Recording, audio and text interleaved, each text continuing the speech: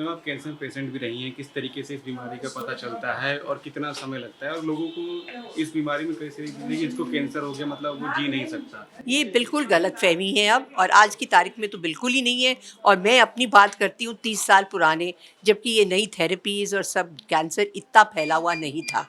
तब cancer definitely बेइलाज बीमारी लगता था, जिसका एंड बिल्कुल मौत है।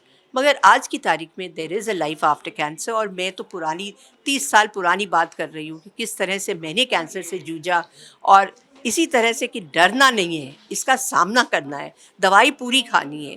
दवाई में कोई चूक नहीं होनी चाहिए, जैसे डॉक्टर कहते हैं वैसे ही करो। और हाँ, उसके साथ-साथ मैंने ज़रूर, जैसे आजकल भी सब करते हैं कि होम्योपैथिक को भी थोड़ा-सा बीच में जोड़ा, कॉम्प्लीमेंट्री थेरेपीज़ को भी साथ में जोड़ा, जिससे कि मुझे लगता है कि उससे और भी ज़्यादा रिलीफ़ मिली मेरे को। मगर हाँ, डॉक्टर के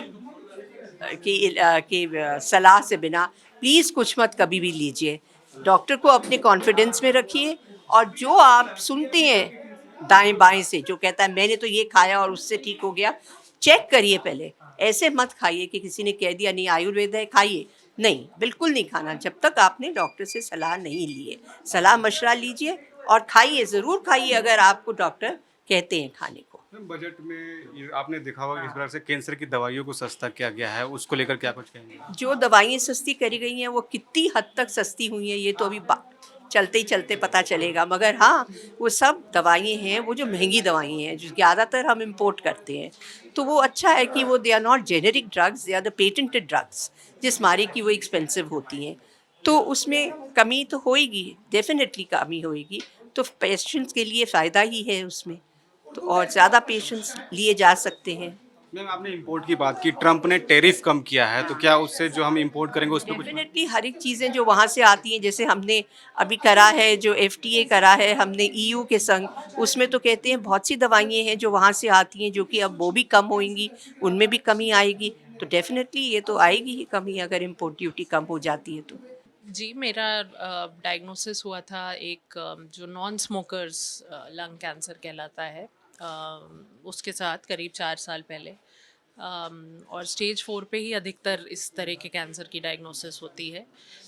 तो 4 साल से इलाज चल रहा है मेरा, रोज़ दवा लेनी पड़ती है इसमें। और इसमें कोई ऐसा नहीं है कि कीमोथेरेपी या कुछ ऐसा होता है कि आप अस्पताल में जाके लगाते हैं। आपको ओरल टैबलेट लेनी पड़ती है, पर वो महंगी होती है काफ़ी, तो काफ़ी लोगों के लिए एक्सेस मुश्किल होता है। लेकिन इलाज है, अब स्टेज 4 में भी इलाज हो सकता है। लेकिन ये है कि ये जो लोग धूम्रपान नहीं करते हैं, उनमें ज़्यादा होता है इस तरह का कैंसर।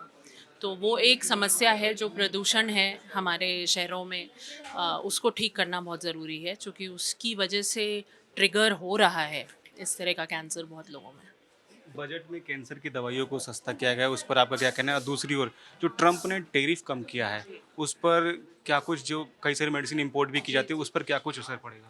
जी, तो वो है, और जो हमारा यूरोपियन यूनियन के साथ भी अभी एक एग्रीमेंट हुआ है, तो उस सब से उम्मीद है कि जो मेडिसिन्स हैं उनका कुछ हद तक तो कॉस्ट कम होगा। खैर ये इम्प्लीमेंट होना चाहिए अच्छी तरीके से, वो ज़रूरी है। लेकिन 5 से 10% ओवरऑल अगर देखें किसी के इलाज के कॉस्ट में, तो कमी आनी चाहिए। लेकिन और भी बहुत सी कैंसर की दवाइयाँ हैं जो बाहर से आती हैं, जो अभी इस लिस्ट में नहीं शामिल हुई हैं, तो उनको भी शामिल करना चाहिए आगे जाके। और बाकी जो कॉस्ट होते हैं किसी के इलाज के, बहुत से इलाज के कॉस्ट होते हैं, आपको डॉक्टर से बार बार मिलना पड़ता है, आपके स्कैन होते हैं, टेस्ट होते हैं, आउट पेशेंट में आपके बड़े सारे प्रोसीजर्स होते हैं। तो जो ट्रैवल कॉस्ट होता है, कई लोग तो गांव से शहर इतना ट्रैवल में ही उनका लग जाता है, तो इस तरह के जो कॉस्ट हैं वो सब एड अप होता है किसी के इलाज में। तो वो सब भी हमें देखना चाहिए कोई तरीका, कि हम किसी को पूरी तरह से सपोर्ट कर पाएँ किसी पेशेंट को। तो पॉल्यूशन आप देखते हैं कि राजधानी में इतनी होती है, उससे कितना कुछ इफ़ेक्ट होता है कैंसर को? पोल्यूशन तो अब एक बहुत बड़ा फैक्टर बन चुका है, और सिर्फ हवा नहीं, पानी, जो कि हमारे ग्राउंड वाटर में जैसे यूरेनियम मिला दिल्ली में कुछ समय पहले, एक स्टडी हुई थी। जो हमारा पनीर है, हमारा दूध है, हम जो पी रहे हैं, सब जगह हमें कहीं ना कहीं अडल्ट्रेशन अब मिल रहा है। तो वो बहुत बड़ी समस्या है, क्योंकि मैं कितना भी हेल्दी लाइफस्टाइल रख लूँ, मैं बेशक धूम्रपान ना करूँ, मैं शराब भी ना लूँ, मैं एक्सरसाइज भी करूँ, खाना भी अच्छा खाऊँ, लेकिन अगर केमिकल है हर चीज़ में तो मैं कैसे बचूँ?